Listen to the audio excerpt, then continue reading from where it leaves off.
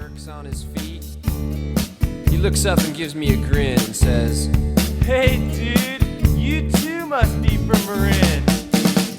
Marin County's A-OK, from Tam to Stinson all the way to MA. Fresh organic veggies in the market every day. The Dennis, Dylan, and Duffy. Welcome to the Run TMC Podcast. That is the Run the Marin County Podcast, a podcast about basketball in the Marin County. I am Duffy Ballard, and with me today, as always, is my friend and co-host and coaching tree epiphyte, Dave Levine. Dave, what's the coffee situation today? It's an interesting one. I was up very early. As you know, we were texting in the fours. There was a 4 handle on the clock when we were texting each other this morning, Duff. I started off with hot coffee. It's a cold morning.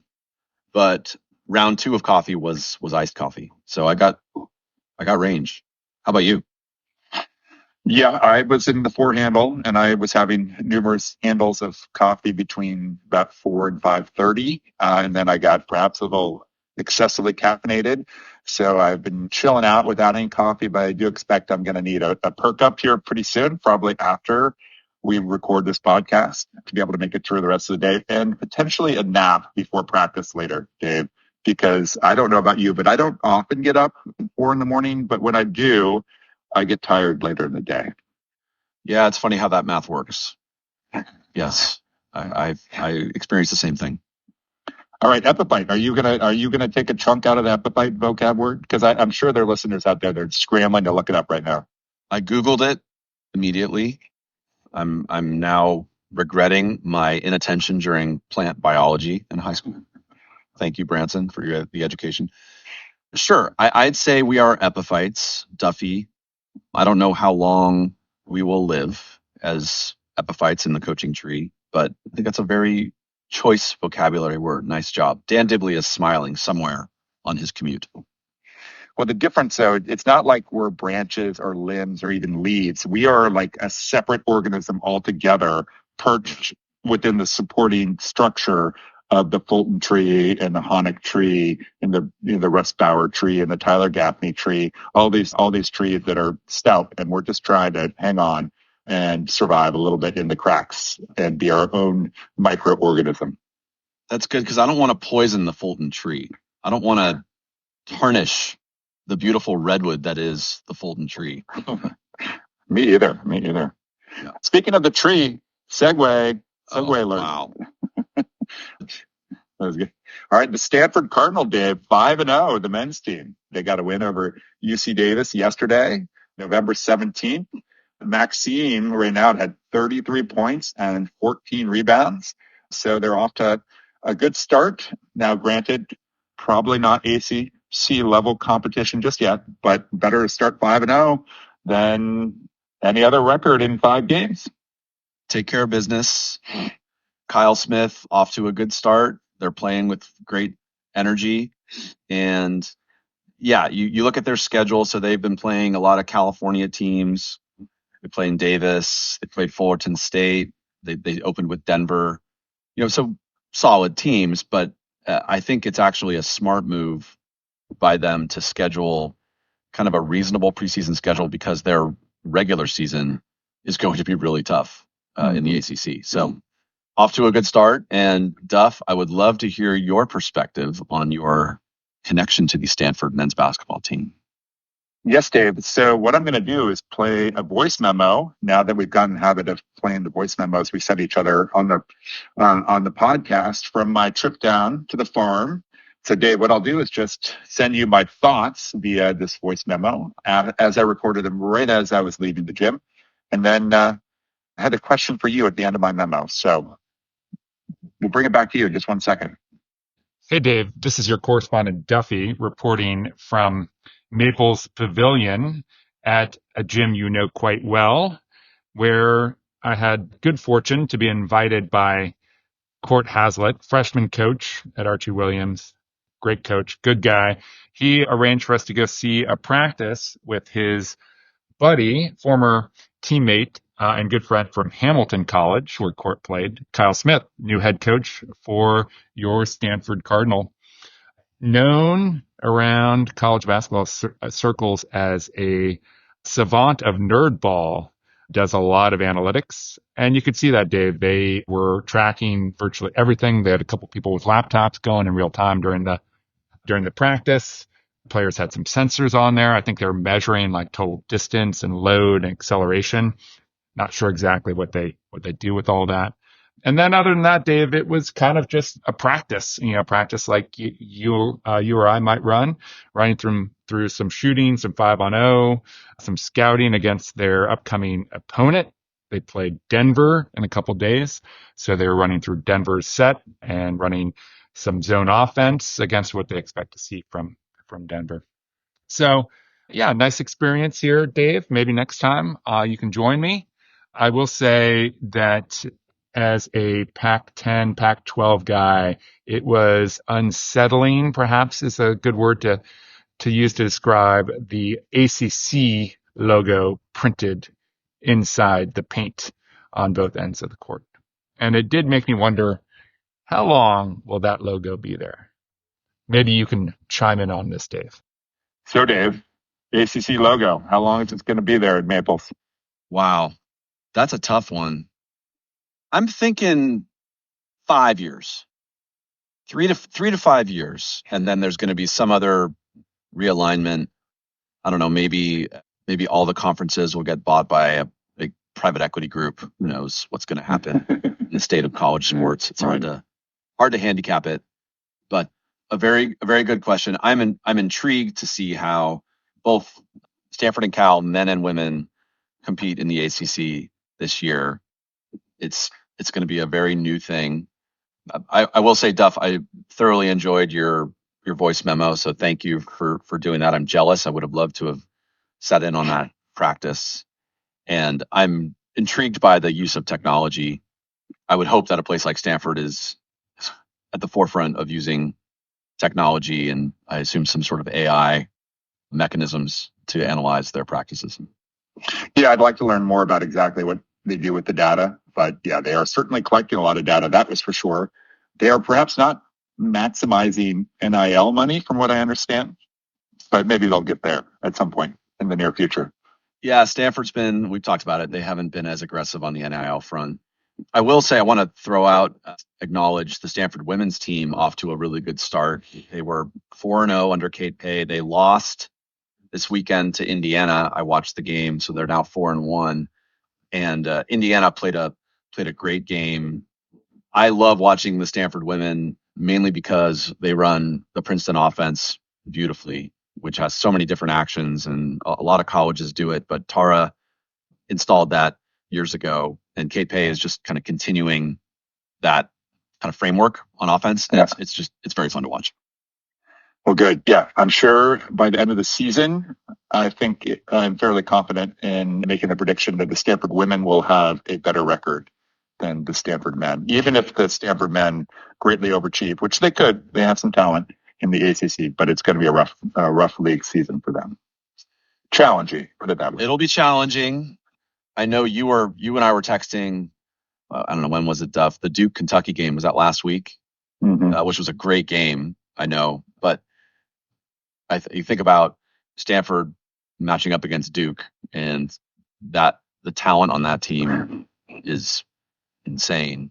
Ridiculous. Actually, I did see, Duff. I forgot to mention this to you. I saw a clip of Mark Pope, the Kentucky coach, Mm-hmm. in the huddle right before a very critical possession late, and he basically told his team, "Okay, we're going to blow up ball screens, so we're going to blitz ball screens, and then when Cooper Flag does his spin, I want a body there, 2 hands, don't foul, and rip the ball." And then you watch the play, and it's exactly what happened.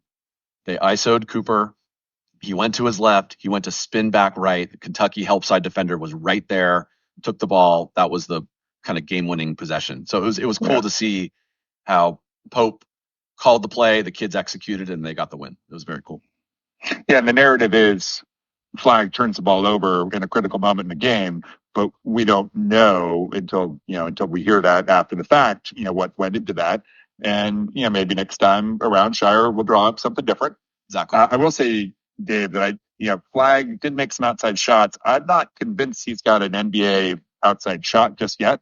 Not to say that he can't develop one, but if they're, for the number one pick that predicted for next season, he does have some work to do, even though I was very impressed watching his all-around game.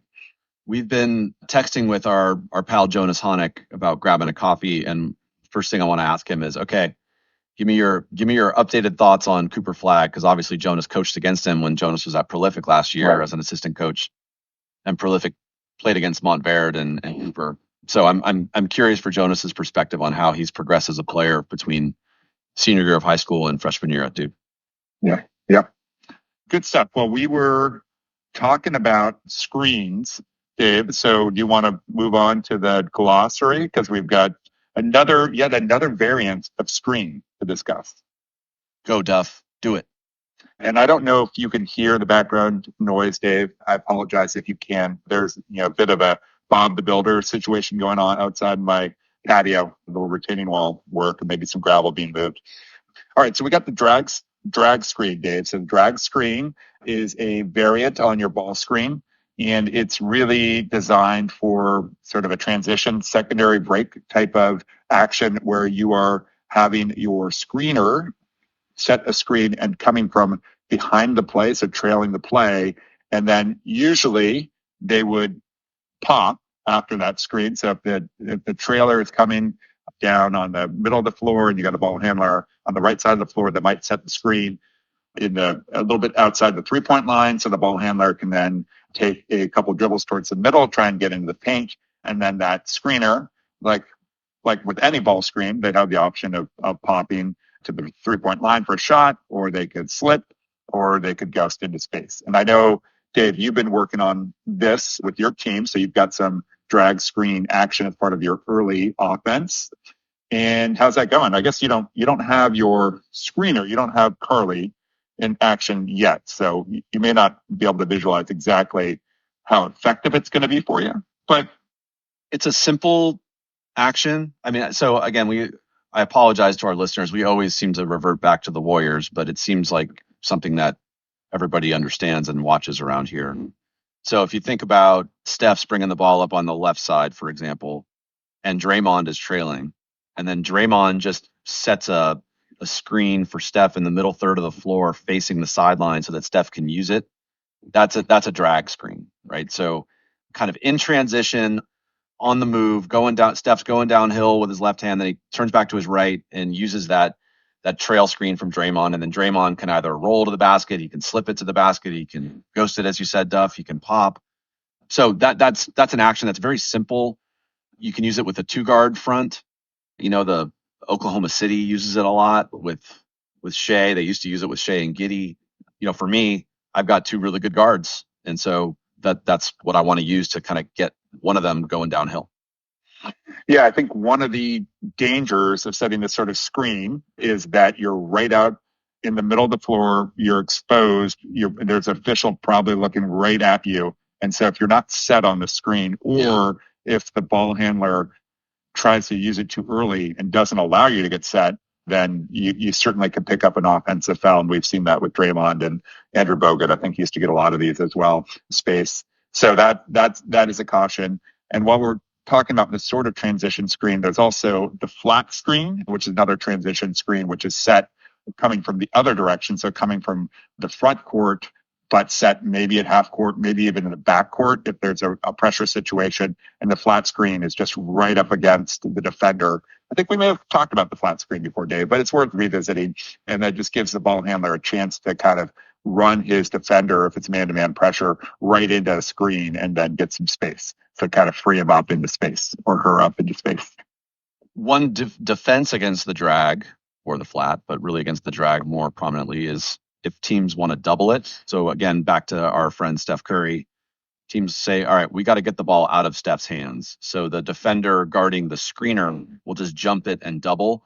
In that situation, a great counter is to ghost it. So Draymond comes to go set that drag screen, and then he just sprints directly into space on the left wing. How many times do you see this? They kick it over, to Draymond, and then he's got wide open. He penetrates into the lane and creates. Yeah, and when Draymond gets the ball in space like that, Dave, we know what a great decision maker he is, and he's going to be able to have several options, including taking it all the way in himself. And the way he's looking this year at Springy, he's finishing better than he has in a couple of years. So it's a pretty good counter to trying to double or blitz that drag screen. So good one, Dave, drag screen. So next up, Dave, we wanted to just thank our listeners for tuning into our episodes 4 and 5. We got great feedback both on Not To as well as Dibs. And we also got some follow-up from Not To. We had hoped to get into conversation with him regarding some recommendations on literature. We'd been told by Jet Russell and others that he was an avid reader, and just being someone who oozes wisdom like he does, we thought we'd get his take on it. We didn't really have time to dig into it in our interview because, as usual, we ran long, Dave. So Nadia was kind enough to send us a voice memo and kind of cover some recommendations as well as an update sort of on what he's been up to. So we're going to play that in a second, Dave. But first, your thoughts on Nadia's list. This was a great list of books. A few of them I have read. Several of them I have not. I'm adding them to my list. I have this seemingly never-ending, growing list on my iPhone of books I want to read, and I'm moving Natu's up to the top. Particularly the one about Normandy that he mentioned. Just really inspiring words from him. But Natu's a really bright, thoughtful guy. As he mentioned, he had a heart procedure done, and so as he was recovering, instead of sitting around, watching TikToks or doing unproductive things, he read books and made himself, more knowledgeable about things. And that's why Natu is Natu. So one of the books that he mentioned, Extreme Ownership by Jocko Willink, is one that I read a couple years ago. And that's stayed with me. I think about it a lot. Again, I'm fascinated by Navy SEALs and the ethos of the SEALs and how they are able to overcome adversity and challenges. And that's a great book. But this is an awesome list. Yeah. Listen to Not To, pick one up, read it yourself, pick another one up, give it to someone you care for the upcoming holidays. So thank you, Not To. We're going to listen to that, and we'll come back and do the intro to our featured guest of episode 6 of the Run TMC podcast. We'll be right back. Books. The 2 books about D-Day at Normandy, The Americans at D-Day and The Dead and Those About to Die by John C. McManus. Every American should read those books. For entertainment, Green Lights by Matthew McConaughey, great book by him. Business books, Possible by William Ury, Energy Bus by John Gordon, Extreme Ownership and the Dichotomy of Leadership by Jocko Willink, The Big Leap by Gay Hendricks. And for coaching, Inside Out Coaching by Joe Ehrman. For surfers, Barbarian Days by William Finnegan. For health, Younger Next Year by Chris Crowley and Outlive by Peter Attia. Highly recommended the book James by Percival Everett. This is the story of Jim, the slave in Huck Finn and Tom Sawyer, from his perspective as a slave. It made me go back and read Huckleberry Finn and Tom Sawyer. In terms of coaching, I'm often asked the question, why don't you coach football? Pretty simple. I saw how hard coaching life is on the family, moving around all the time, and I wanted to be present to raise our family with my wife, Judy, in our hometown of San Rafael. I did start coaching my younger kids, Malia and McKenna, in rec softball, CYO basketball, and volleyball until they went to high school. I didn't coach my oldest daughter, Tiana, because I was working a lot and didn't have the time or, quite frankly, the maturity to do it right. I learned a lot about coaching with my time with Mike Dibley, John Delara, and Ray Nottingham coaching CYO hoops from 4th grade to 8th grade with my daughter Malia. Mike had a great system that he had learned from the best of the San Anselmo B-ball crew and Lavin camp. We showed up early, we worked hard, we got better every year, had fun winning the county CYO 8th grade girls championship that year. I also coached a couple of seasons with JV basketball with the late Jesse Haskins at San Rafael High. Really fun times with great student athletes. Today, I coach my team every day at work and do some executive leadership coaching as well. Coaching for me has become very fulfilling in many ways. Well, excellent, Dave. That was cool. And we're going to move right along here. A quick thank you to our sponsors, Batiste Rum, Jeff Skaggs, Nike San Domingo Camps, and The Hub. We are now at the point where we are soliciting new sponsors, Dave, and we will be having sort of a sponsor re-up for our prior and existing sponsors. So thank you for your support. And for those who might be interested or know of a business, maybe a car dealership, maybe a pizza joint, maybe a burrito, taco stand, if you have any thoughts, suggestions, let us know. Shoot us an email at the Run TMC Podcast at gmail.com.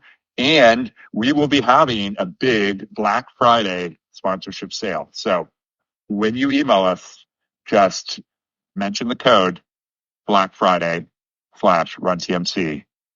The doors to the Run TMC store will be open early Black Friday. Yeah. Log on early because we will sell out quickly. All right.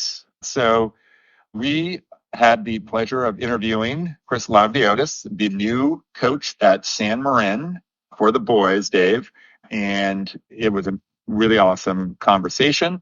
And we're going to get into it in 1 second. We did want to give some San Marin updates before we do that. On the girls' side, do you have anything from our friend Tony Butler? Tony Butler is a consistent listener to the podcast. He is a good friend, one of the best coaches around. And we asked him for an update, and he responded within minutes, Duff, with this voice memo. Good morning, Duff and Dave, double D, D squared. Feel something coming on here with that. Anyway, checking in with you with my, preseason check-in for the Mustangs at San Marin.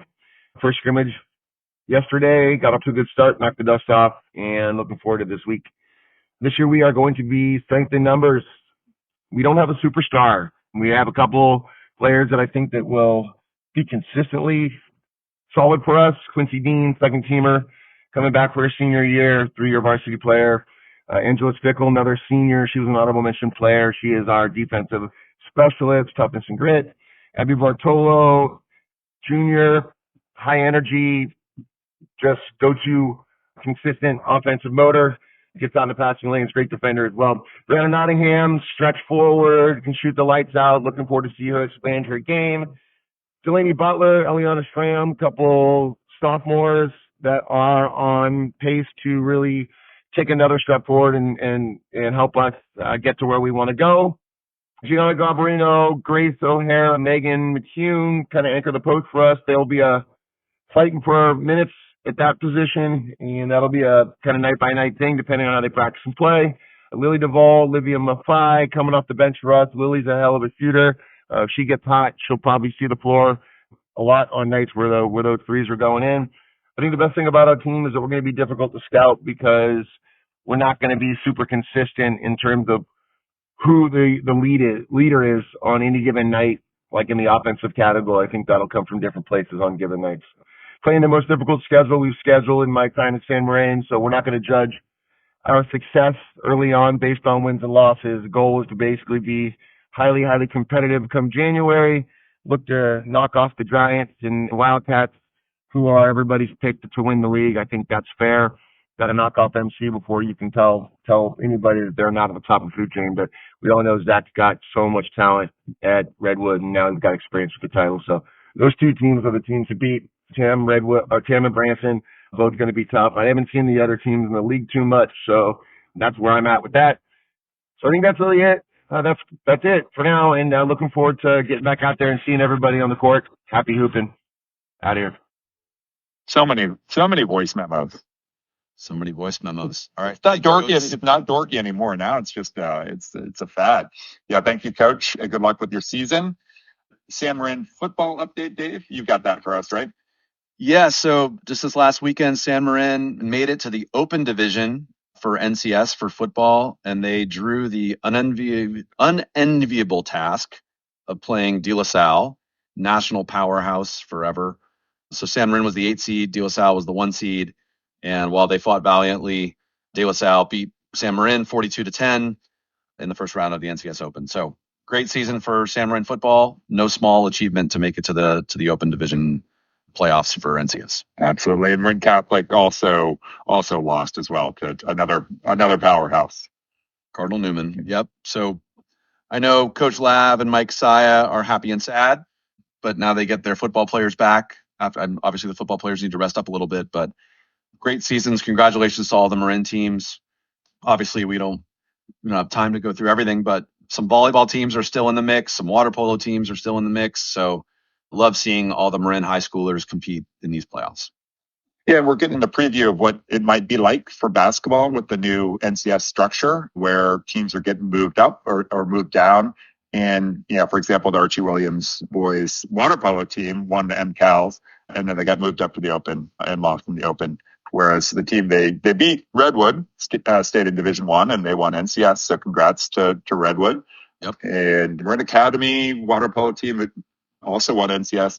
They won, but, we're seeing there's both perhaps some disappointment for teams that did really well during the regular season and they get bumped up to very competitive divisions. And then there's a chance for some teams that were perhaps just fairly average or very good in the regular season, but didn't win league. And now they have a chance to make a run in NCS. So competitive equity goes both directions. And we've talked about that before, Dave. We won't belabor that point anymore on this particular episode, but we do want to give a quick update from Coach Lav because he started practice since we spoke to him.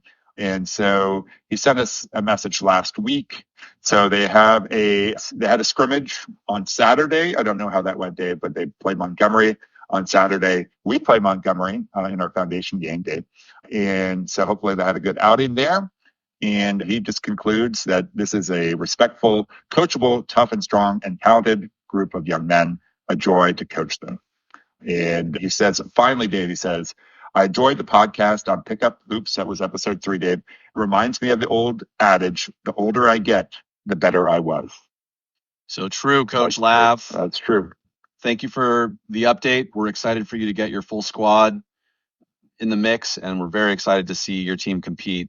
And I thoroughly enjoyed meeting Coach Lav and this conversation, and I think it was a great range of discussion between getting really in the weeds on basketball, which Duff, as you know, you and I love to do, but then also discussing some of the softer skills, communication, conflict resolution approach. I just think he was a really fun guy to talk to. So really rooting for him and excited for our listeners to hear this.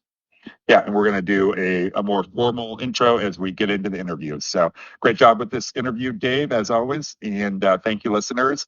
And thank you, potential future sponsors. And it will be Luke Esterkin and Stroke 9 taking us out on the back end of this interview. We'll be back with episode 7 in about a couple weeks. Sounds good to me. All right, Stuff. done. Boom. We're going. Coach Chris Lavdiotis. Nice to see you. Thank you guys for having me. Yeah. I'm really honored to be here. Thank you. That's great. So I'm going to have to adjust because I've known Steve Lavin my whole life and he's always been Coach Lav to me. So you're another equally esteemed Coach Lav. I wouldn't say equally esteemed, but it's a lot easier to say it that way instead of Lavdiotis. So Coach Chris is a great guy. We're very excited to have him. So you are unique, Coach, in that you're one of our only guests. I was thinking about this. You're truly new to Marin. Now, we were just talking offline, but you know a lot of the Marin coaches and played all these teams, but you're not a Marin native. You haven't been coaching here until now, and you just were hired as the head coach at San Marin. So welcome to Marin basketball. Thank you. So it's going to be great to get your perspective. Now, I'm going to really quick run through your coaching resume. So 30 plus years as a coach at the high school level, including a quick stint at the college level, which I would love to get your perspective on. But so I know you mentioned started coaching kind of CYO in your younger years, but then your first high school gig was you were the freshman coach at Piedmont High in 1993. Correct. You did that for a year. Then you went to be the JV head coach at Piedmont High for 7 years. And then you took on the varsity head coaching job at Piedmont from 2001 to 2017. So 16 years as the head coach at Piedmont High. Coach then went to Cal State Maritime Academy as an assistant coach. So coached at the college level for a year. Would love to get your take on the move from high school to college coaching. Then went back to the high school level at Lowell High School in San Francisco as varsity head coach from 2018 to 2019, and then joined Miramonte as varsity head coach for 5 years, 2019 to 2024. So some great programs, some great academic institutions, Lowell, Miramonte, all great schools. So 30 plus years coaching, and now here you are at San Marin. We're going to get into your outlook for the San Marin team. Coach Lav was born and raised in San Francisco. He did his undergrad at Cal. I know, Dave, we got a little, It's okay. we got a little rub there. That's okay. We'll get through it, Coach. He did law school at Hastings, and he's been a mediator. So he's had a successful career as a mediator based in Sonoma for many years. So great to have you, Coach. Thank you for the time. To start, describe your coaching style. So it's kind of evolved over the years. And if it doesn't evolve, then I'm not doing my job right. Absolutely. But I would say to be fundamentally sound, to start with building great relationships with the players. That's really the foundation for me. To be all about team first, and that's not hokey. I think you really have to profess that and then live that every day, that everybody knows they're a part of the team, but nobody's more important than anyone else. Although the best players, everybody say, well, the best player is the best player. Well, yeah, but I can get into some stories about putting the best player on the bench for a few minutes for repeated errors. Yeah. We can get into that. But I think, David, starts with relationship building. And I learned that after being a young Frosh and JV coach for 8 years. As soon as I got that varsity job at Piedmont, I realized that everybody was looking at me as kind of the head of the program, the principal who had a lot of faith in me, Pam Bradford, and everybody else. So I decided we were going to be really good at fundamentals, both on offense and defense. We're really going to be good at skills and shooting, spend a lot of time doing that. And then we're going to be together. Yeah. And so that's how things have evolved. And I really think it all starts with relationships with the kids. So this is something I wanted to jump to a little bit later, but let's just do it now. So we talk about building relationships. So you've got an interesting situation now, right, where you're taking over a program. It's a new program to you. It's a program that's kind of in transition. So how do you go about building those relationships with the kids and with the program? I got hired on April 1st, or I accepted the job on April 1st this year. And on April 3rd, I met all the returning players. Not the incoming freshmen, obviously, but everybody else who had played last year. We had a little meeting in the gym right after school that day. I told the kids I'm an open book, and I told them all about me. I told them I'd been fired in the past. I told them why I'd been fired. I told them I'd never done anything wrong or deserved to be fired from my view. Never broken a rule. Never done anything illegal or immoral. If I do that, I shouldn't be anywhere near basketball. And I opened myself up, and then I stopped. I told them all about me, told them where I grew up, etc. Told them about my background. A lot of them knew me already because we had played San Marin the last 3 years, beating them every time, right? And we had just knocked them out of the playoffs the month before in the second round of the NCS. So I know a lot of those kids. I knew Rio. I've known Rio. Yeah. I knew Zach Farbstein a little bit. I know his uncle, Steve, who to me is one of the best coaches around. Wish he was still coaching. And I knew Nick Cubley, but Nick graduated now, of course. Yeah. So anyway, I told the kids to ask questions. I said, okay, I'm going to stop talking. You guys ask questions. And I started getting some terrific questions from the kids. And then I asked them some questions. I said, okay, I got the first question for you guys. I didn't ask who the best player was. I said, who's the best teammate in the gym right now? Who's the best teammate here? And a bunch of kids pointed to somebody. I said, how come? And I got them talking. And I listened. I think it's very important in a new situation like this to take in information, to shut up, open your 2 ears, and see what these kids really want, what they want from me. So we had a great banter for about an hour. That's great. And I asked them questions. Who's the best rebounder here? I never asked them who's the best scorer, who's the best player. Okay. Who's the best defender? Who would you guys put on the other team's best player? And so what I was trying to do was feed their needs. And then after about a half hour of that, I said, okay, what do you guys think about your last season? Did you achieve your potential? Heads all shaking back and forth. Why? I got some great answers.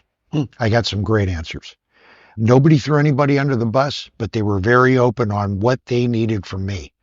For example, Coach, we didn't shoot enough. I said, really? Didn't shoot enough? Because I asked him, I said, how can your team shoot 27% as a team from 3 last year? That's almost impossible. I got some great answers. One of them was they didn't shoot enough. Anyway, so I said, we'll take care of that. What else you need? Leadership on the court. We'll find that. We'll find that out. Said, who would you guys say right now is a guy you would all follow? They pointed to a couple of guys. So that's how I started it. And I started with truth from me about who I am, why I was dismissed at Piedmont and Miramonte, how I wound up here, and what we're going to do about what you guys say you need from me. Okay, so does that answer your question? That's fantastic answer. I'm listening and I'm learning because I'm taking notes. I'm Dave, also taking notes. taking notes, Duffy. So how about parents? How do you build relationships with parents? How do you address that dynamic? That's a great question. Every coach is going to start laughing and parents, oh my God. I think coaches need to come at this issue of dealing with parents from a notion of positivity. I do. So I was raised by my mother mainly because my dad died when I was 9. So the women in my life influenced me. My mom, her 3 sisters, my 2 yayas, you don't talk bad about people and you assume that everybody's a good person unless and until proven otherwise. So I come at parents from a view of they mean well, they're well-intentioned, and they want the best for their kids. I talk to them about building trust, about you guys have entrusted me and our coaching staff with your boy. Yeah. We're going to do the best we can for your boy, but it's going to be for the team first. And what benefits the team best might not benefit your son best. So here's one way we go at it. I ask if anybody knows the number 160. You know what the number 160 represents? Okay. The number of minutes in a high school game. 240 in the pros, 200 in college, 160 in high school. So every preseason meeting with the parents, we will go to the whiteboard and I'll write 160 and nobody knows what 160 means. Yeah. And then I'll say, okay, well, looks like we have 13 players here. Do the math. Yeah. Everybody going to play equal time? I don't think so. No. This ain't CYO. This isn't. And we've all coached that, right? Of course. Where every kid plays, and that's fine. Because when you're coaching 4th, 5th, 6th graders, then everybody's got to play. And that starts the discussion. I'll always be truthful with your son. I will always be truthful with you. If you have any questions, don't send me an email. Don't talk to me after a game. It's a 24-hour cooling off rule. Yes. I think we all live that, right? Of course. And our ADs always express, every AD I've had except one, express that to the parents at preseason meetings. So I tell them, if you want to talk to me, even about playing time. I used to be, we'll never discuss playing time. But I got to the point the last few years, I said, you want to talk about playing time? We'll have that discussion. Appointment, convenient time, the entire coaching staff will be there, and your son's coming with you. Because everybody needs to hear the same message. You can't go home and say, you know what coach said about you? Right. No. I'm not saying anything about you. We're going to talk about the situation. So I try to come at it as the parents are a plus. Most of the parents I've interacted with over these 30 years in high school have been great. They take on jobs, publish a media guide, run the snack bar, collect money at the gate, organize carpools, send out information, send out, the calendar for the month, whatever it is. Parents are usually pretty darn good. Yeah. And they raise money for you. And then every once in a while you get a parent who just goes a little crazy, and that happens. And I expect it would happen. I'm not naive, but you just have to be I think you have to be upfront with everybody, starting with the players, because I've had players tell parents, don't go there with coach. He's doing exactly what he should be doing. Don't go there with coach. Seriously, that's a great thing. But I think truth is where you start with everybody. Go ahead, Duff. So going back to building the relationship with the team. So you had the team meeting, you kind of put yourself out there, then you asked some provocative questions. You got a sense of what your team looked like, and it seems like they were open. And then at what point do you move from that to building the individual relationships, like the one-on-one meetings and talking about how the individual player might fit into your scheme for the season and how they should work to get better and building those relationships? What was your approach there? First thing I did was a few days later, I called one of the players that a lot of guys and a lot of the coaches, because I've got a lot of coaches who stayed on board with me. I'm so fortunate. We'll get to that. Yeah. And I said, okay, I'm thinking this guy is really important. Yep. So I called him up. We had a great conversation. Coach, thanks for calling. What's up? I said, I sense from our meeting and I sense from the coaches that you are a very important piece of what we're going to do this year. And I know how much you guys hated getting knocked out. That you went 15-13. You thought you should have been better, et cetera, et cetera.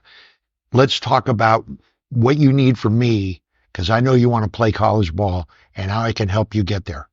And that was probably about a 25-minute phone call. It was great. And I said, look, whatever you need from me, you tell me. I'm going to help you. But you've got to be the guy, I think, right now, unless, over the next few months you show you can't handle it. You got to be the guy everyone's going to say, okay, he's there, let's go. So that's what I did with this one individual. When we had our first open gym on a Saturday morning, I told all the returning players, there's 7 guys coming back on varsity, right? I said, let's go out to breakfast afterwards. So we went to Marvin's. Which is great. Love that place. First time at Marvin's, crowded, crazy, but we all sat down, and I'm big over food. Like food, you get so much stuff done over food. And I listened to them. We had another conversation about where are we at? What do you guys see? What do you need? How can we get better? How can we win the league? Yeah. So everybody wants to win league, right? Everybody wants to win league. If you're on a team where the players don't want to win league, then find another team. Yeah. And we around that table for about 2 hours while everybody was just stuffing themselves with pancakes and everything else. I learned an awful lot about what makes these kids tick. And again, the message for me was, whatever you guys need, I'm there for you. You can call me anytime, text me, Coach, you available, whatever. So that's the start. Now, some kids are going to be invited out for lunch pretty soon, a few guys, and then we're probably going to do another breakfast. But I got the football player. We got 9 guys playing varsity football, 9 varsity basketball players. We're going to get into that, Coach. Yeah. So anyway, does that answer your question? That's what I really try to do. And I found you can get so much done around a good meal and by listening. So the famous story there is Steve Jobs was always great about, he had a difficult conversation or wanted to talk to somebody. He's like, hey, let's go for a walk.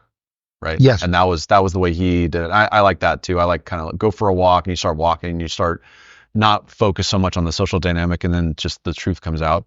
And the same thing over a meal, right? When you get people together, maybe it's a little stiff with a new group of people at first, but then after 15, 20 minutes, everybody relaxes. And I agree with you that some of the great conversations happen over food. Yes. And taking a walk's a good way to do it too. There was a judge in Contra Costa County back in the day, Coley Fannin, and at settlement conferences, he was famous for taking individual attorneys outside and walk around the block of the courthouse in Martinez. Yeah. And have a conversation about stuff.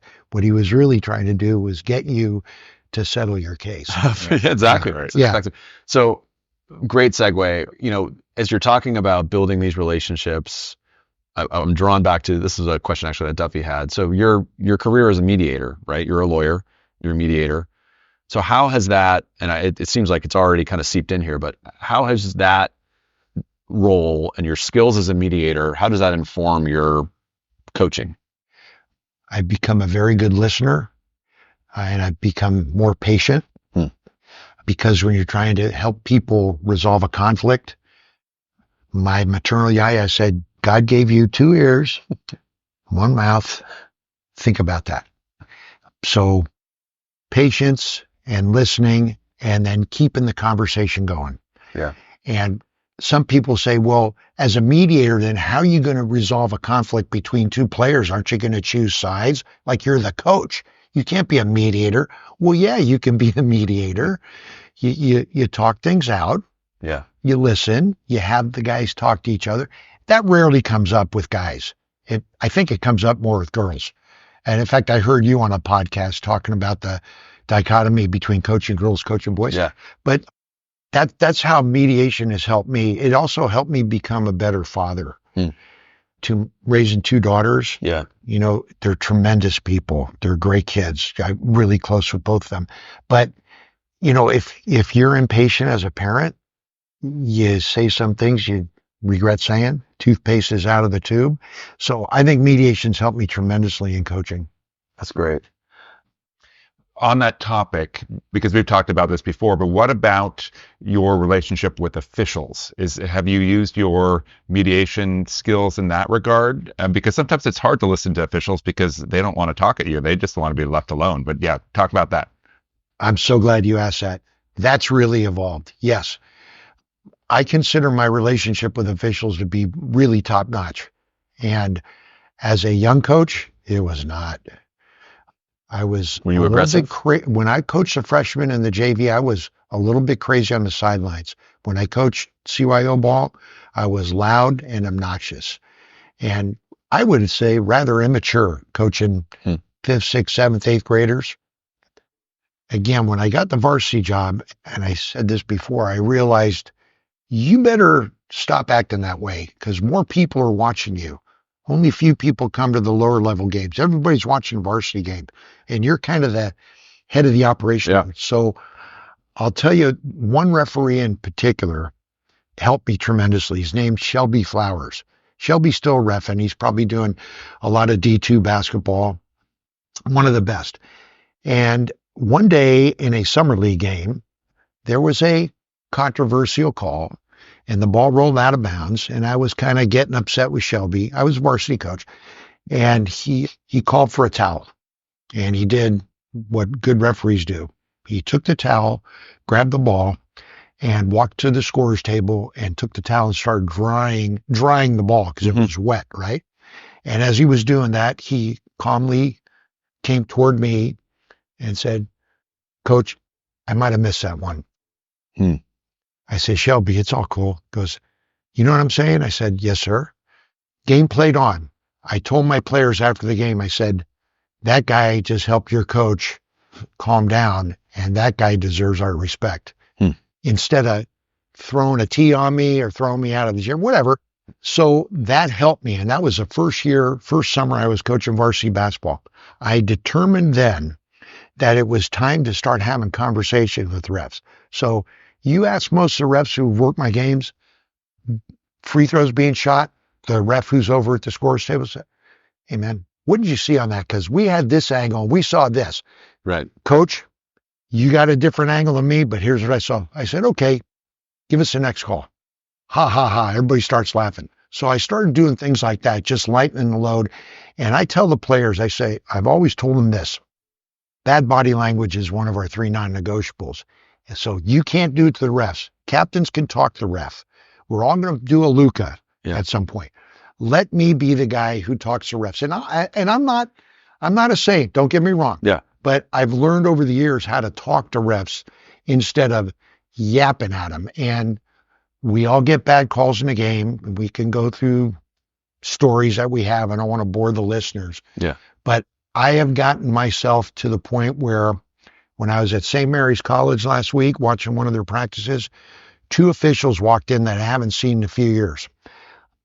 Courtney and Horace walked in. They both do Division II. They're doing D1. They're coaching, reffing in the Big West, etc. They're great high school reps. They each walked in about 10 minutes apart and gave me a big hug. We hadn't seen each other in several years. And I appreciated that. And so that tells me I'm on the right path, building a good rapport with refs. Yeah. Because if I'm a misbehavior, they're going to see me and roll their eyes. Sure. So I've really tried hard to do it. Follow-up question Yes, on sir. officials. We spoke with Daryl Rory, who's used to be a great basketball player, played adult league, a really good football player, baseball player. Now an official. You probably will see him around Marin if you haven't already. Name again? Daryl Rory. I know that name. Yeah. I know that. Well, episode 8 of the Run Episode TMC 8, podcast. Yeah. Anyway. Okay. Maybe that's why. Really great guy, really great official. And we asked him the same question that I'm going to ask you now, which is, if you've done your scouting in a game, there's certain tendencies on the other team. And I'm going to use an example from our adult league game last night, Dave. There is a player on the other team whose name might be Jesse Bean, who's a very good player, but he does a lot of holding off the ball on defense, right? And it's a lot of physical stuff. And did Farbstein teach him that? Of course he did. Probably did. Anyway, used to play with Jesse, great player, great teammate, but when you're playing against him, he can really disrupt just with, something that's a frequent foul. So we actually went to Daryl and said, can you keep an eye on this, right? Because we know he does it. So the question to you is, how often would you do something like that, and how would you phrase it? And is there a downside really to maybe priming the pump if you do it in a way that, doesn't come across as genuine? That's a great question. I'm glad you asked it. Infrequently, I do it. How do I do it? During warm-ups. Refs will come over, right? Introduce themselves. Everybody shakes hands. I'll deliver a message. What do I say? Okay. So there are certain teams that blow up the first ball screen you set. I can think of a great Marin County coach who shall remain nameless, whose teams did that for years. Great tactic. Okay. In the DAL, Diablo Athletic League, we had a couple of teams we played every year who were known for grabbing, setting a lot of illegal screens, whatever. So you tell the refs, hey man, Joe, could you watch for this? We've been scouting them heavily. I've watched 6 of their games. This is their MO. Please just watch for it tonight. I think they respect that. Now, do you get the call in the game? Well, at least you've planted the seed and maybe you get the call. And I don't think it's anything underhanded. I think it's something we got to do. I phrase it protecting our players, because if the other team's doing illegal tactics and they're known for it, I think you got to let the refs know. And I'll tell the refs, I'm going to be on you because I got to protect my guys. And I think refs appreciate that. So maybe a couple of opponents during the season, that would happen. Yeah. That's a great way to put it. So you mentioned, Coach, body language is one of your non-negotiables. 100% agree. So let's get a little bit more into the weeds on basketball. So offensively, what are your non-negotiables, or what are kind of your principles that you espouse on offense? On offense, spacing the court, cutting hard, setting hard screens, moving the ball. Not unlike a million other coaches. No, it's fine. It's great. Those are really, if we do those things, then we're going to be unselfish. Our teams, so here's a little metric I use, 73%. Can we get 73% of our baskets assisted? And I'm thinking over the last at least 10 years, 11 years, going back to Piedmont, even on a team that lost a lot of games, we hit that metric every year. So if you look at our stats, we're not going to have one guy with 8 assists and nobody else getting an assist. We'll have a bunch of guys with 1.5, 2.5, 4, 3, whatever. So I think that's really important to us for success. So how do you drill that? Do you run cutthroat or other kind of small-sided games where you're emphasizing getting swings, or how do you impart on your players the importance of spacing, ball movement, cutting, screening? Soon as practice starts, there will be 6 X spots on the floor, the high slots, the corners, and the 45s. And those are going to stay down till we play a game, or the refs make us take it off the floor. I think they don't mind during scrimmages, but we put those X's down and they're spaced properly. They're high and wide. Then yes, you do it in breakdown drills. So we're big on breaking down our motion offense in our shooting sessions every day, where there will be multiple shooters. Either 2 guys get a shot, 3 guys get a shot, sometimes 4 guys get a shot. Not unlike college teams do. I mean, I've been going to St. Mary's practices since I got hired. And Randy Bennett is tremendous at this, all the breakdown drills. Now, if you have 5 managers, it helps. So it requires some work, but you emphasize it when you're doing your breakdown drills. And then when you do what is now called small-sided games, you can give them parameters within which to play. I don't like limited dribbles, but if guys are dribbling the ball nowhere, we'll stop it and start over. Like dribble with a purpose, straight line drive to the basket or escape pressure. Otherwise, move the ball. So you just emphasize different things. Maybe we're going to get 3 screens before we get a shot unless it's an uncontested layup, or set 2 back picks, or set a back pick, come off, get a catch and shoot 3. Whatever it is, you can set it up any way you want. And I always tell young coaches, you don't have to go to the drill book. You can make stuff up if your mind is creative that dovetails with your personnel and get a lot out of the kids. So those are some of the things we do on our non-negotiables. That's great. Would you say that your non-negotiables have changed over time? I mean, Absolutely. Oh my gosh. Yeah. Okay. So I'm thinking back to my first year as a freshman coach. So I had this great book I got. My wife got it from a library somewhere in Montana. Pete Newell's book it's called Basketball Methods. He wrote that book with John Bennington, one of his assistants, I think at Michigan State. So it was full of Pete-isms and fundamental drills like you can't believe, but it also had certain plays in there. And I remember blind pig was in there. So back cut. We're going to run blind pig. So I'm teaching the freshmen how to run blind pig, right? We got it in practice, got it, get in the game, turnover. It's like, what are we doing? So how have I evolved? I think like most coaches, I've gotten to the point where we're trying to teach kids how to play instead of how to run plays. And it drives me nuts to go to a youth basketball game and hear a coach calling play after play after play with young kids, and then getting frustrated when they can't execute because they haven't been taught how to play the game, how to pass, cut, screen. So the way I've evolved is I've gotten to the point, I would say, with my second varsity team at Piedmont, my second year, we started calling it freedom with structure. I stole that from somebody, I don't remember who. Where I'm going to give you guys the format within which to play, and then you guys are going to have to figure it out. And we'll correct it. And yes, of course, we'll run set plays and we'll run quick hitters and stuff. But the foundation for me is getting everybody to understand how to play basketball. Great way to play basketball, like we did when we were kids. Go to the playground. Play against guys you don't know. Get beat up. Have some guy drop an F-bomb on you and hold the ball because you fouled them. Right?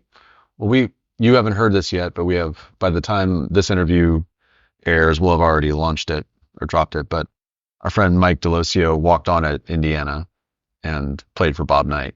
Wow. And he talked in his interview about the first time that he actually saw the team playing pickup, the Indiana team with, Dean Garrett and Callaway and Keith Smart. Oh, that's a great club. The 80s, 87 championship team. And he said he had never seen passing and cutting and movement and motion like that. And it was the classic Bob Knight and I mentioned this in our interview with Mike, that the discipline equals freedom. So when you talk about, freedom with structure, when you're so disciplined that then you can play free because you understand it's just instinctual. You're not running a play, you're just playing. Yes. But you've put in so much work to understand the fundamentals that now you can just play free and not worry about it. That's probably where I got that phrase. It was probably a Bob Knight video, because there was he had a set of his basic motion offense and a basic motion D. And one of my coaching buddies gave me, I think they were VHS tapes. Sure. And every day at my office, when I was still a partner with a firm, I would take my work into the conference room and plug those things in and take notes after notes on Bob Knight's motion. It just fantastic. So did we cover the non-negotiables offensively? Beautiful. Let's go to defense. What do you got? What are your defensive principles and non-negotiable? Oh, defend without fouling. Okay. That's a good one. Okay. We have 3 acceptable fouls. I tell the guys every year this. 3 acceptable fouls. We'll live with these. Block charge. If you try to take a charge, not being false hustle flopping, but a block charge, acceptable. Getting called for a foul when you dive for a loose ball, we encourage that. Sure. Acceptable. Boxing someone out so hard that you knock them off the baseline, acceptable. After that, okay, so how do you teach it? Rep it. Non-negotiable number 1 on defense. Defend without fouling. Number 2, no middle. So we went to no middle defense at Miramani with the team that went to the open division. They were so good. They had played together. These 4 of the guys who started and played together since like 3rd grade. What a difference that makes, right? So Coach, I'm not sorry to interrupt you, but I want to go into this because a lot of players that are listening to this have heard their coaches say, we're a no middle team. Explain why coaches espouse no middle. And to our listeners who don't understand what this means, the ball's on the wing. We want to funnel the ball to the sideline or the baseline and keep it out of the paint, out of the middle of the floor. Yeah. Why are you a no middle team? Because I wanted to evolve. I was a pack line guy for at least a dozen years with great success at Piedmont. And then our first team at Miramani, they played it real well. And I inherited a really good team at Miramani, a lot of really good seniors.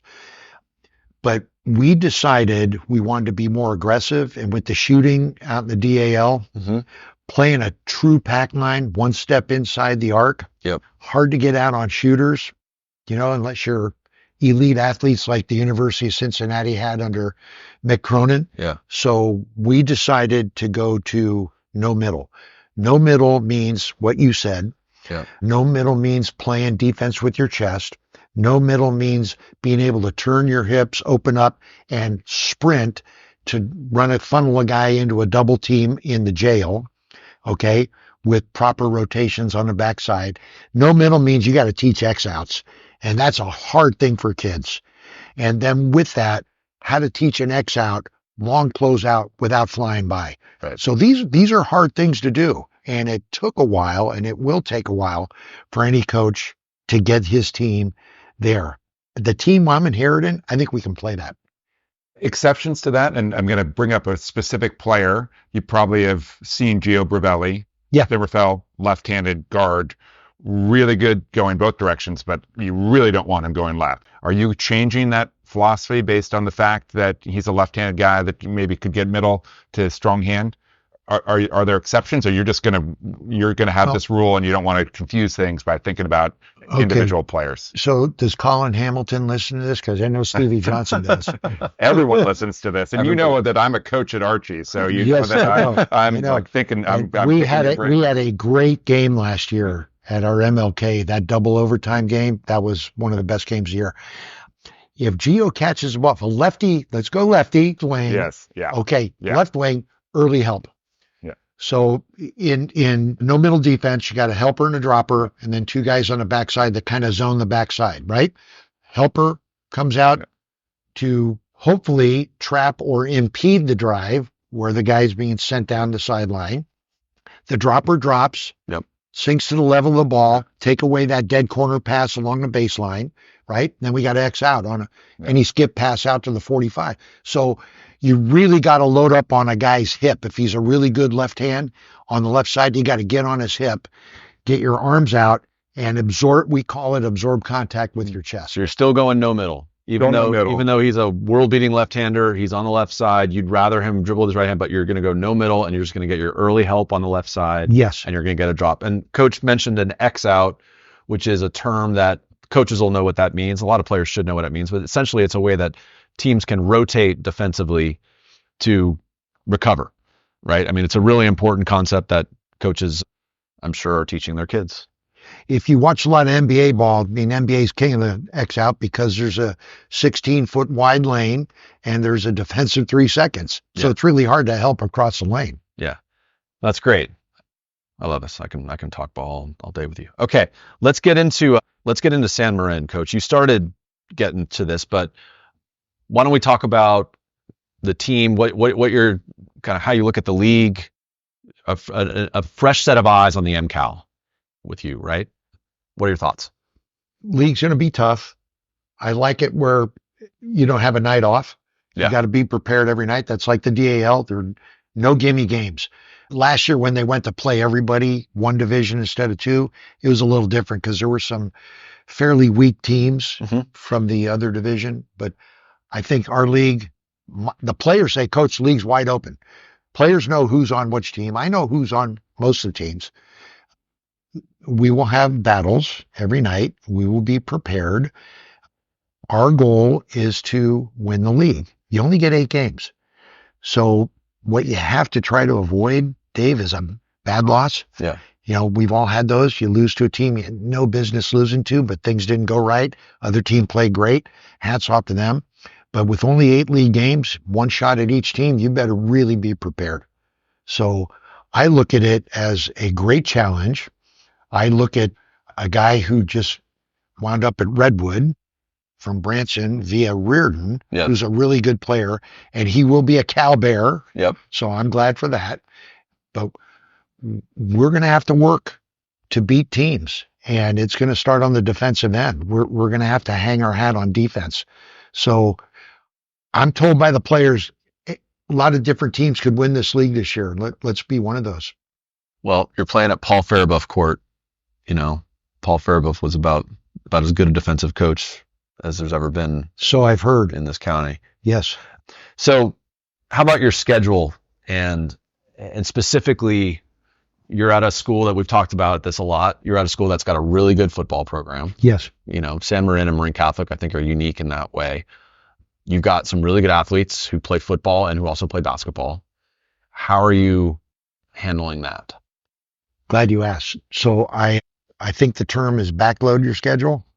So I played San Marin. We played San Marin a couple years ago in our tournament, I believe, at Miramonte. And it was an early season tournament. They weren't at full strength yet. Played them at the Bambauer tournament and hung a 40-point running clock on them, where they had come off the football season had just ended. They either gone state. I think they went state. Their point guard was a guy named Gwen, or am I right? Yeah. Really good. But I looked at that and I said, man, you start playing tournaments without your full squad, that's really hard. So here's what we're going to do. I told the players, I said, I see that the state regional finals are the week of December 5, 6, 7. We're not playing before then. If San Marin happens to make it to there, and if they win, then we don't have them the next week, but we're going to play on December 10th. That will be our first game. That's a non-league game in Alhambra. Okay. So I told the players, I said, this is what I'm doing. Then we're going to play 3 tournaments. We're going to Cardinal Newman. That's the weekend of the state championship. If San Marin makes all the way state finals, we'll have to mix and match. Okay. Right? Okay, we'll live with that. Then we go to Casa Grande tournament. Then we go back to the Bambauer. So I decided we're going to have some Friday, Saturday games in January, 3 of the 4 weekends. That's okay. Or 3 of the 5 weekends. That's okay. That's okay, because that's like being in a tournament. Yeah. It's okay so long as the coaches do their scouting, we do our preparation, and then on those Saturdays after a Friday game at our shoot around, here's a scouting report for tonight. We're going to watch some film. Here's your opponent, and we'll get prepared that morning. And if that's the best we can do, that's great. That's fine. But I did not want to go into the season, especially in a new gig, and start playing games without a full squad. That's really hard to do. You guys know that. So first a comment, which is like the new MCAL structure of only playing once actually helps you a lot, because otherwise, you know, if you were playing each team twice, you would, you know, be forced to have some games like in the past, like in December. In December. Yes. But then question, and Dave was probably going to get here, but so now you have a full month or more than a month where you only are doing practice and you have not your full team. How are you going to handle that period? How do you get the most out of a suboptimal situation? Great question. So we will practice the varsity and JV together until football ends. I understand that's happened in past years at San Marin. I think it's a great idea because the JV, projecting the JV roster right now, I think there's at least 5 JV basketball players playing football. Then there's probably about 8 freshmen who are going to try out for basketball who are playing football.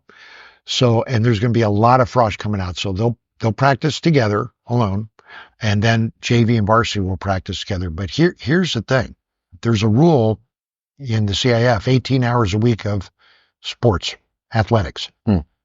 San Marin not only encourages, but wants dual sport athletes to play both sports at the same time with the following caveat. You can't ditch your fall sport.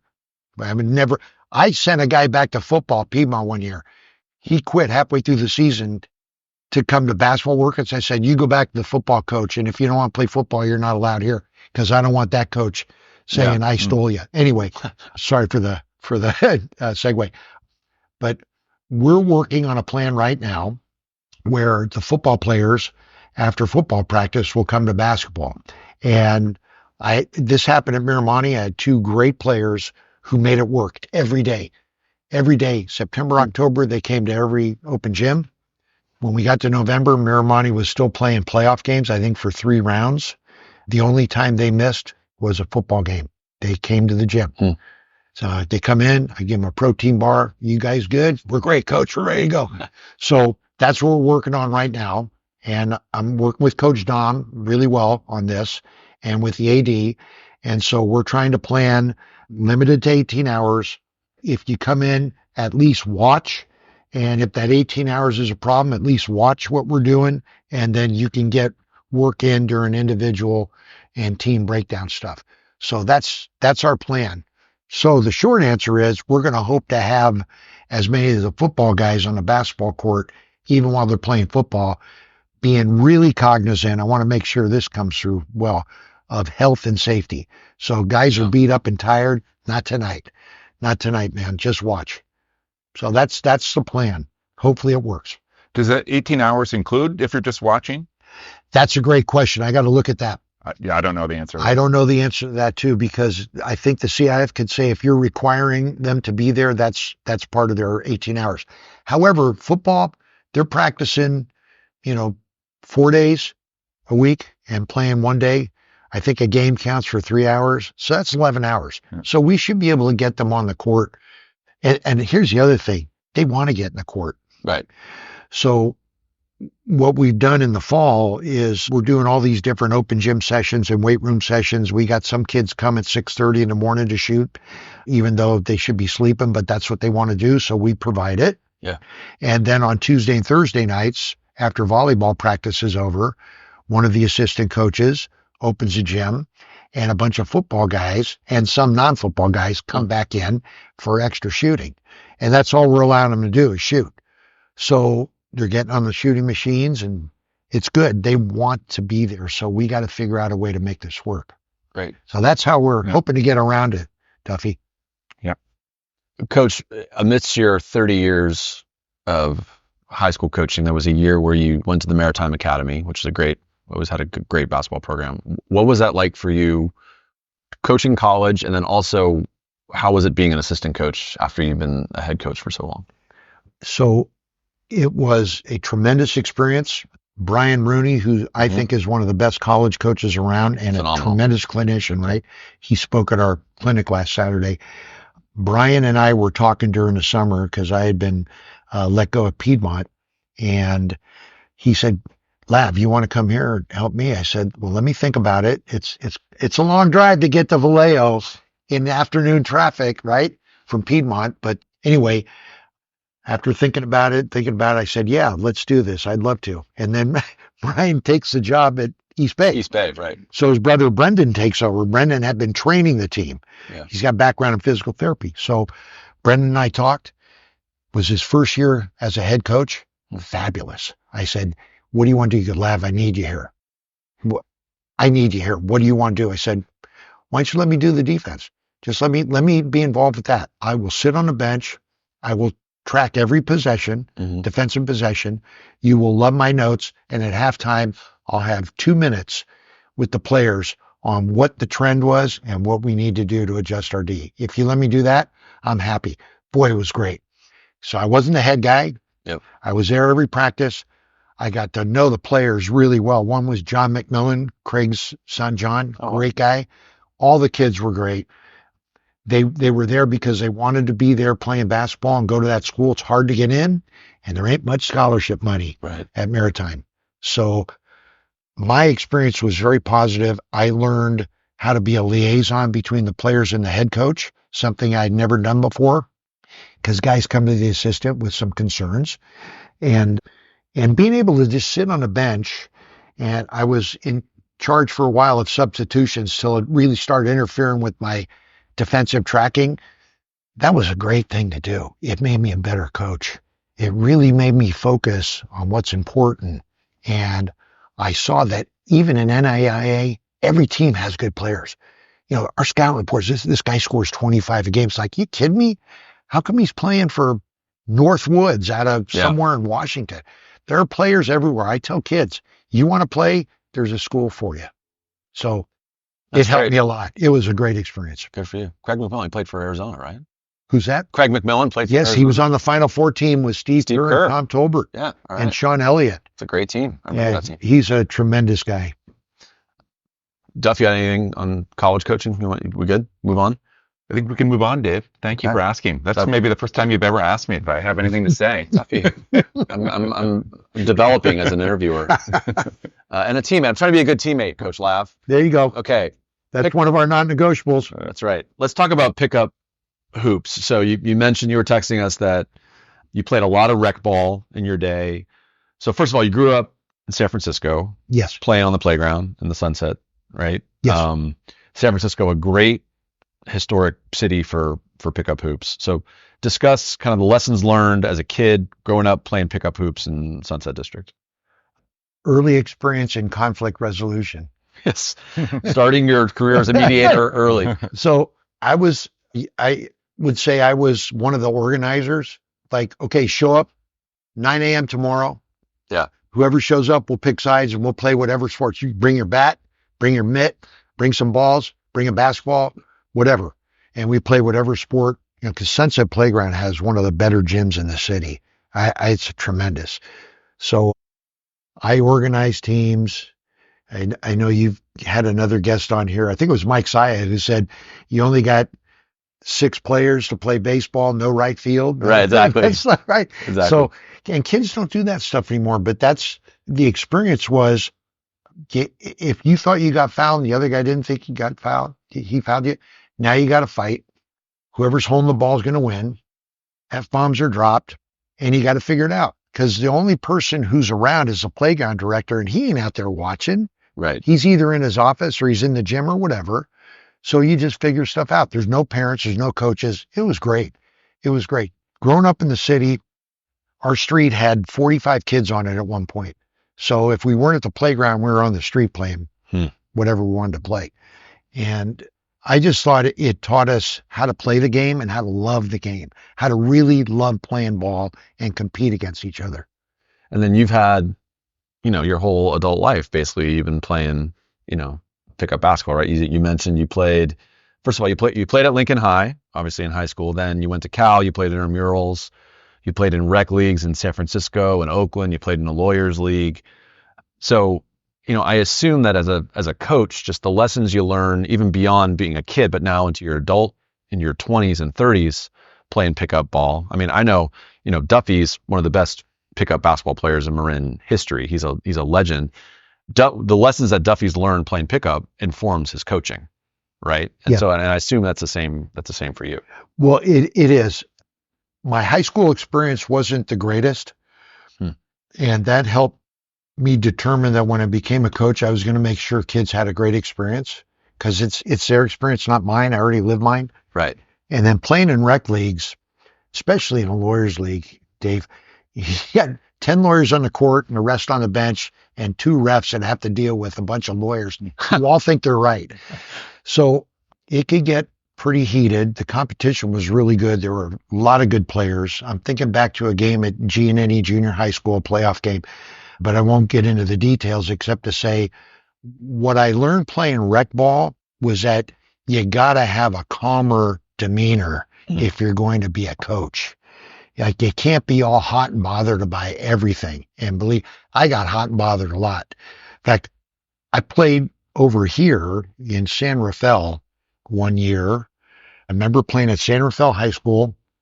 I cannot remember who the other team was. I was playing with a bunch of guys from the city. How we got in here, I don't know. I think one guy lived in Marin. And I had probably the game of my life.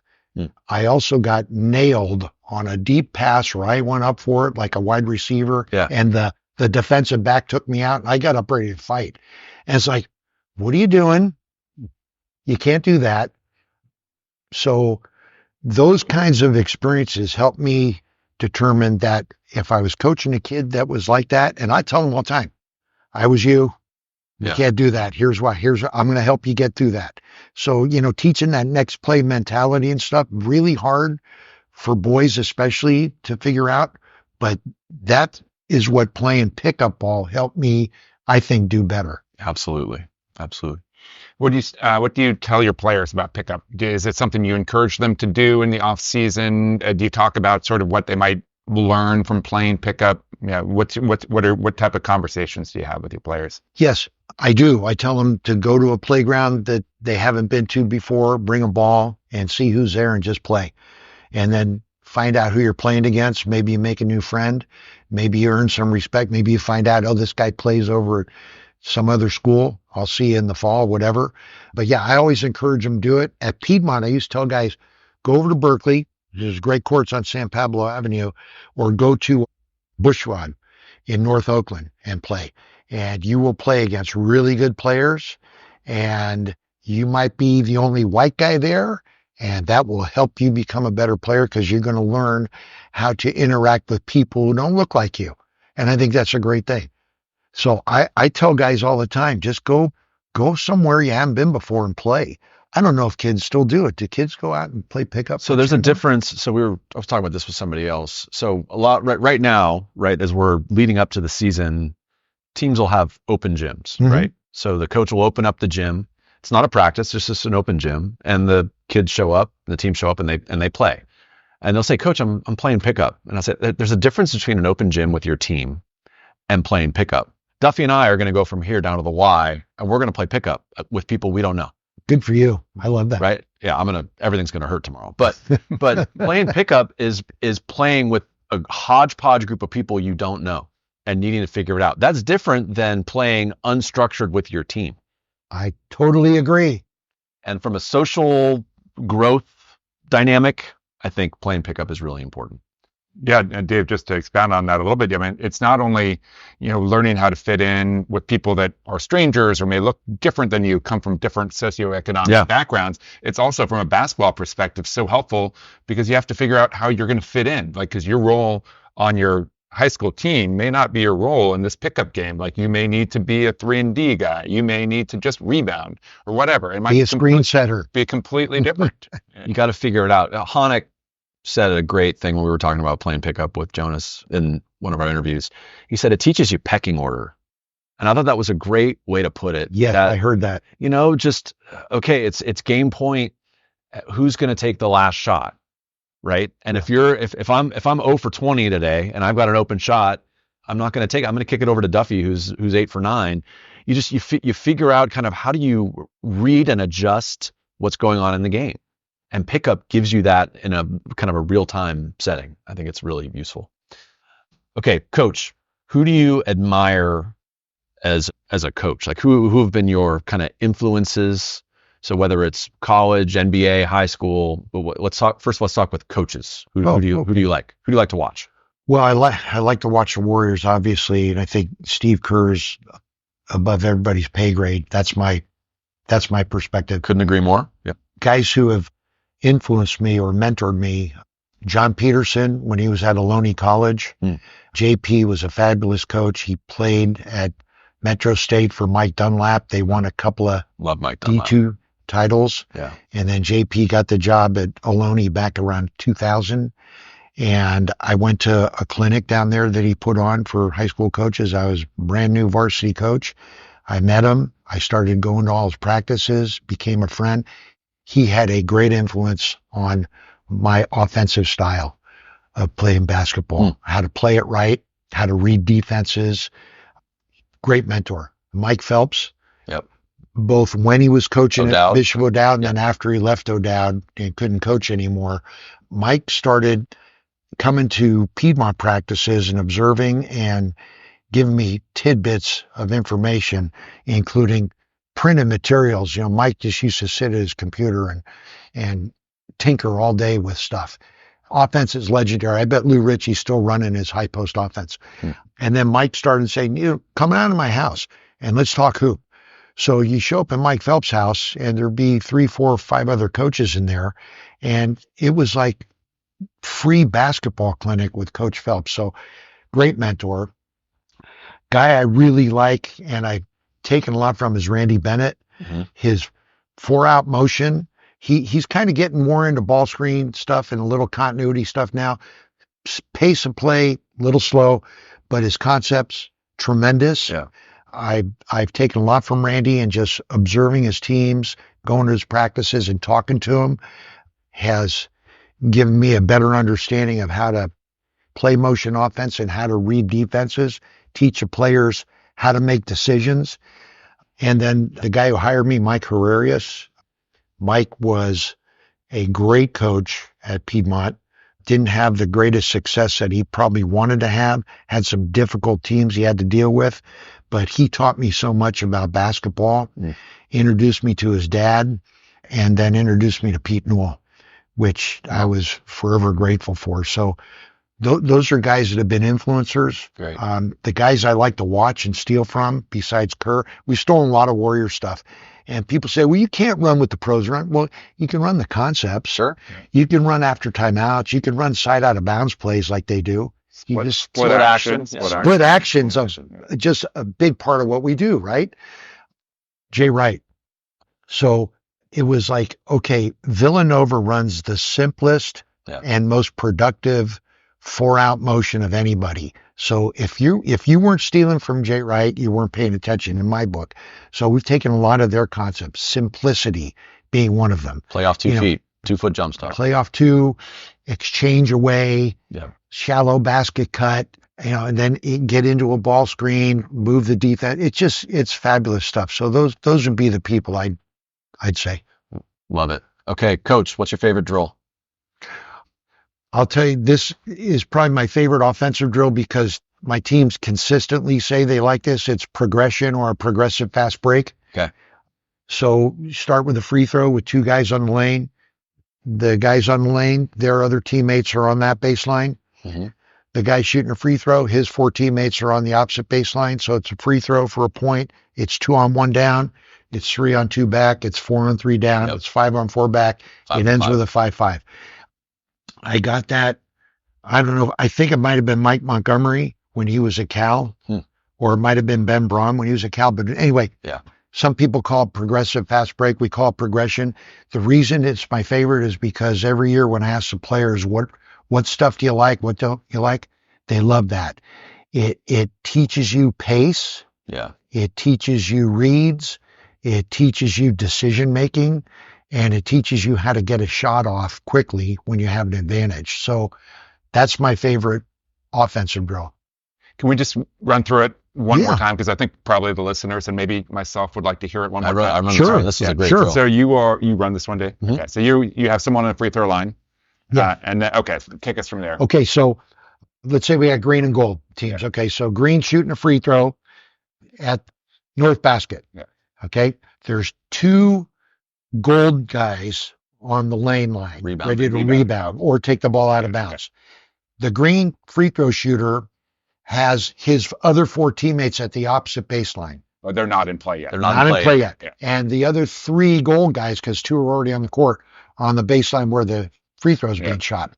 So miss it, you're off 2-on-1. Make it, got to take it out of bounds. You're still 2-on-1. Right. 2-on-1 down. Go back the other way. Score. Take it out of bounds, no score, run.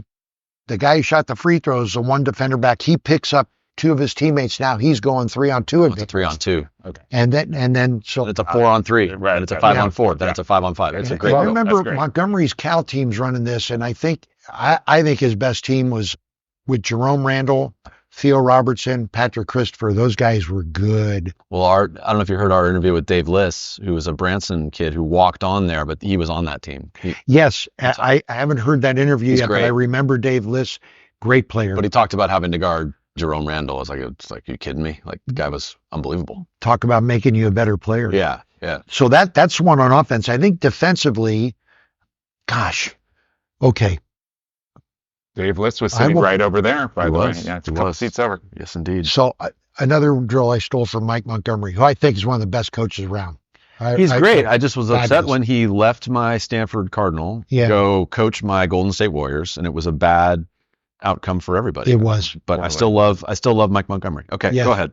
So when he was at Stanford, he called it Stanford D. That's where I got it. I went to a Stanford practice when he was at Stanford. Okay. Called it Stanford D. Okay, so we stole it for Piedmont. We call it Highlanders D. Then we got to Miramonte. We called it Matadors D, with a caveat. No Matador defense. No Matador D with the K. So now it's going to be Mustang. Mustang. So now it's defense. going to be Mustangs D, Yeah. but it's a great drill. It's 4-on-4-on-4. Just saw Brian Rooney's team do this the other day at the clinic at East Bay, but we do it a little differently. So 4 on offense, 4 on D. We put the third team in the backcourt, Okay. 3/4 court. Yep. Those 4 guys. Okay. You score by getting a stop. So you can do it number of stops. You Mhm. can do it for 10 minutes. It gets loud. It gets competitive. And here's what we do. You mentioned cutthroat before. So Yeah. we'll give some parameters. All touch, 3 passes, catch and shoot, no restrictions, or Yep. we'll do, 2 pin downs, 1 back screen, whatever. Sure. You make it up. Okay. You get a stop, you stay on. The team that didn't score, they got to get off to the sidelines and run to the backcourt. But the team that got the stop, rebound, Mhm. you got to outlet to a coach.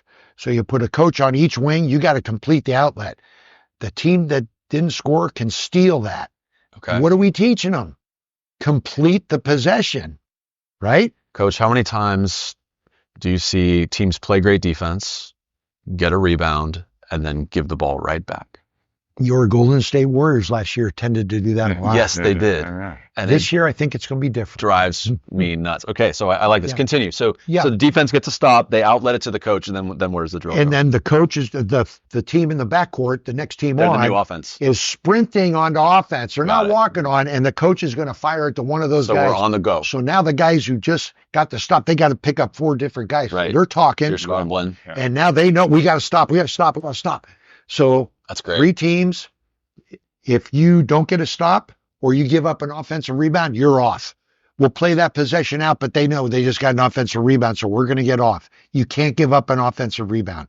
Okay? So you do it. I like doing it for 10 minutes. So if a team scores, now they're on defense. Now they're on D. Okay. The only way you get on D is to score. So you're talking shot selection, Yep.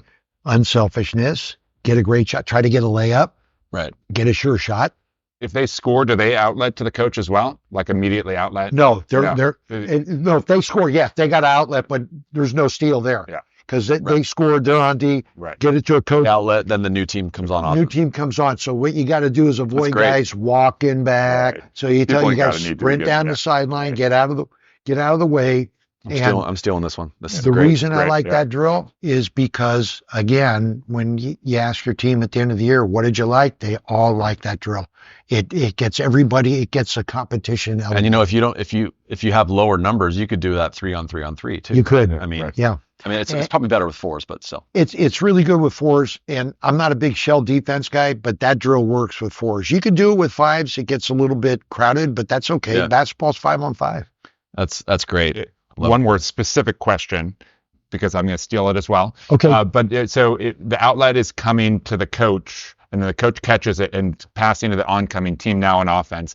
Can the defense steal that pass from the coach? No, Okay. they can only steal the outlet. Okay. So we're forcing guys to make a good outlet, and the coach can move to get in outlet position. Yeah. Coach. So we usually have the coach at the wide slot, But coach Yeah. can come to the top of the key, come to the elbow, go down to the corner, whatever. Okay. We just want to teach them how to look for an outlet pass and make it.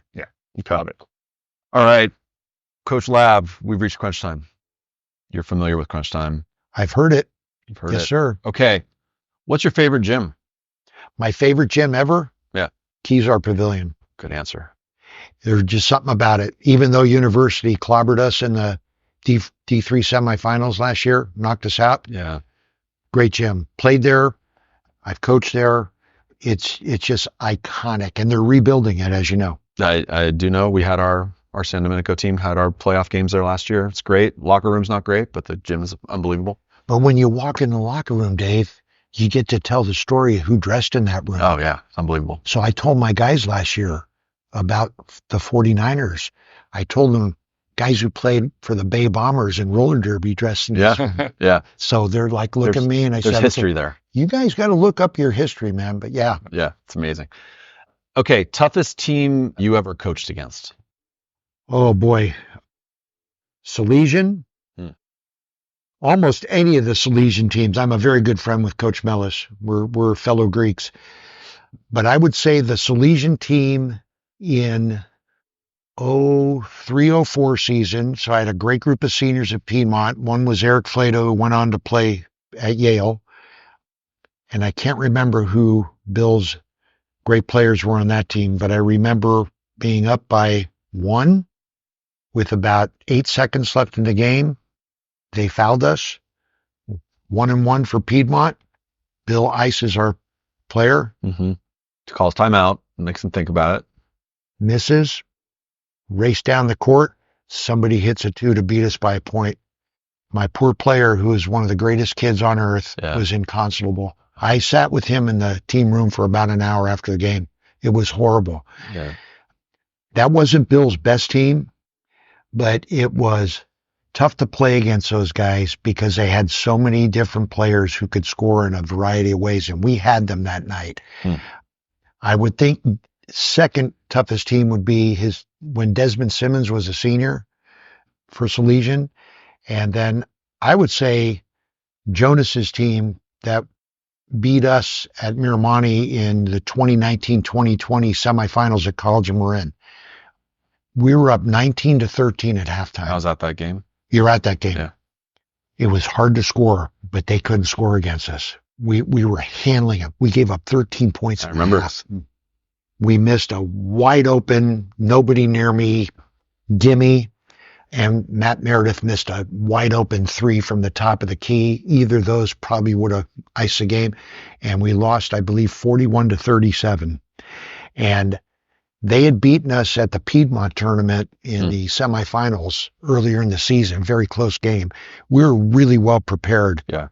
But they didn't make anything easy on us. And that you could say that about pretty much any of Jonas's teams. Jonas's team, we've talked about this. They were always in games because earlier you were talking about, X outs, right? And rotations on defense. I Yes. mean, just a clinic watching Jonas's teams at Branson in his heyday, particularly the later years, always good. But the later years when he had the athletes Yes. that could execute those schemes, I mean, they were so tough to score against. That team had Finley Keefe, and I'm just trying to remember who else. You guys remember better than me. So it would have been February of 2020. Peyton Malarkey, probably. Yes. Yeah. And big Greek kid Yeah. whose name escapes me. Yeah. Lucas Prongos. Yes, Yep. he and I had a good talk after the Piedmont game. We talked about being Greeks and yeah, but those teams make you earn it, and that's what we should all aspire to. And that's my goal with our team this year. Is like the other team, win or lose, got to walk out of the gym going, glad that game's over. Well, you know who does that? Your colleague Tony Butler on the girls' side. Yes, At San Marin. When you watch his teams, he doesn't always have the offensive firepower or the talent, but he makes you earn it. I mean, those San Marin teams, they're always in games because Tony gets them playing really hard, and defensively they're so locked in. yes. I'll pick Tony's brain. I met him when he was at San Rafael coaching the boys way back when, and I had the Piedmont team. We played each other quite a bit. He's a great guy. He's phenomenal. Okay, what's your favorite player ever? Oh man. Okay, the one I emulated was Rick Barry. Okay, He wore 24 because of Willie Mays. I wore 24 because of Mays, but then because of Rick Barry. I loved everything about Rick Barry. Yeah. But I'd have to supersede him with Steph Curry. Who wouldn't say Steph Curry? Because Curry is the best. He's the best player in the NBA, I think. Player. What does he do? He sets the best back screens of anybody, guard or big. He moves without the ball. He lifts his team. He enjoys the game. He sends a message to everybody that this should be fun, and I'm going to take your weapon from you while I beat you. So I think he's the best ever. Great answer. Hard to argue with that. Yep. Yeah, hard to argue with that. Last one, Coach. Favorite coaching saying or aphorism or? It's a great day to be alive. I tell the kids that all the time, especially on Saturday morning when it's early and the sun's out. Love it. Hard to top that. But I do have one additional crunch time question. I will allow Nick it. the Greek, thumbs up, thumbs down. I haven't tried it yet. I got to try it. Okay. So my wife and I were at the Chipotle right next door to Nick the Greek last week. Yeah. And we went in to get some lunch. And I said, hey, when we leave, let's check the menu. Everybody's talking about Nick the Greek. And then we left and forgot to check the menu. I've been told it's really good. Very good. I've been told There's one in Novato, and they just opened one in Bon Air. Actually, I skipped one of our favorite questions. So we usually say, what's your favorite Marin restaurant? Where do you live, Coach? You live in? I live in Sonoma. Sonoma. Okay, so what's your favorite North Bay restaurant? Cafe La Haye, right off the square. In Sonoma? In Sonoma. Okay. It's tremendous. It's Cafe great. La Haye. Cafe La Haye. It is really good. Two potential sponsors there. There we Nick go. the Greek and Cafe La Haye. That's right. And you know what?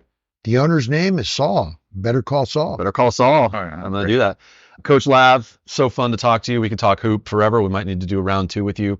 Good luck in the MCAL. With one exception. With one exception. Yeah, don't With let one Archie. exception. Yeah. Let Archie beat you guys. But really excited to see you and the team play, and it was so fun to talk to you. So thank you for the time. Yeah. I appreciate it. Thank you guys. This has been great. Great to meet you. Great to meet Nice you. to meet you too. Burke's on his feet. He looks up and gives me a grin and says, hey dude, you too must be from Marin. Marin County.